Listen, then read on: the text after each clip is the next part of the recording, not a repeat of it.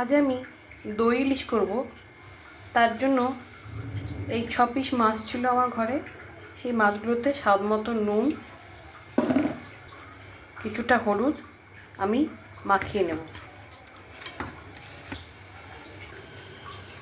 দই ইলিশ বানাতে আমার যেটা প্রয়োজন, আমি এই চামচে 2 চামচ হলুদ সর্ষে, 2 চামচ কালো সর্ষে আর 4 চামচ পোস্ত নিয়ে আমি ভিজিয়ে রেখেছি।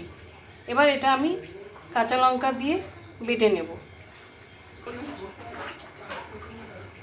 সামান্য নুন, কাঁচা লঙ্কা আর পোস্ত সর্ষে আমি বেটে নিচ্ছি।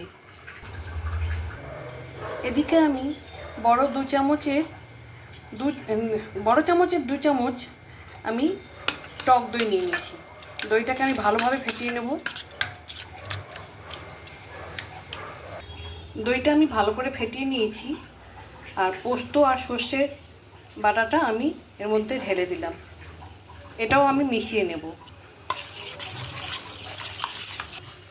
এই মিশ্রণটাতে এবার আমি স্বাদ মতো নুন, হলুদ গুঁড়ো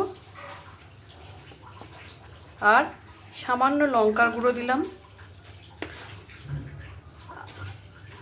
আর আমি সামান্য চিনি দিয়ে দিলাম। আমি 2 চামচ মতো, 2টা বড় টেবিল চামচ আমি তেল দিয়ে দিলাম, সর্ষের তেল দিয়ে দিলাম। এবার এটা আমি ভালো করে মাখিয়ে নেব। এবার এই মিশ্রণটাতে আগে থেকে নুন হলুদ মাখিয়ে রাখা ইলিশ মাছগুলো আমি মাখিয়ে নিচ্ছি ভালো করে।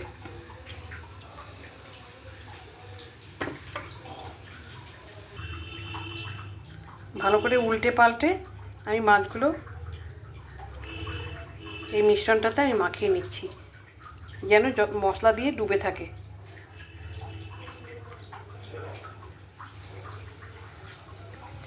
আমি ওপর দিয়ে আরও 1 চামচ মতো আমি সর্ষের তেল ছড়িয়ে দিলাম। আর 3টে কাঁচা লঙ্কা আমি ওপর দিয়ে ছড়িয়ে দিলাম। এবার কড়াইয়ে আমি জল বসিয়ে দিয়েছি। সেই জলের মধ্যে বাটিটা আমি বসিয়ে দিলাম, দিয়ে আমি ঢাকা দিয়ে দিলাম। এর ওপর দিয়ে একটা ভারী হামনদিস্তা পাথরের আমি চাপা দিয়ে দিলাম। এবার গ্যাসটা আমি বাড়িয়ে দিয়েছি। আমি প্রায় 15 মিনিট বাদে ফিরে এলাম। এবার আমি ঢাকাটা আমি সরিয়ে নেব।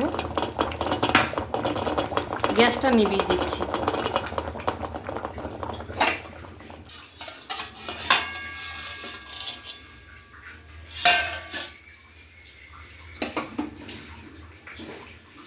আমার দই ইলিশটা একদম রেডি।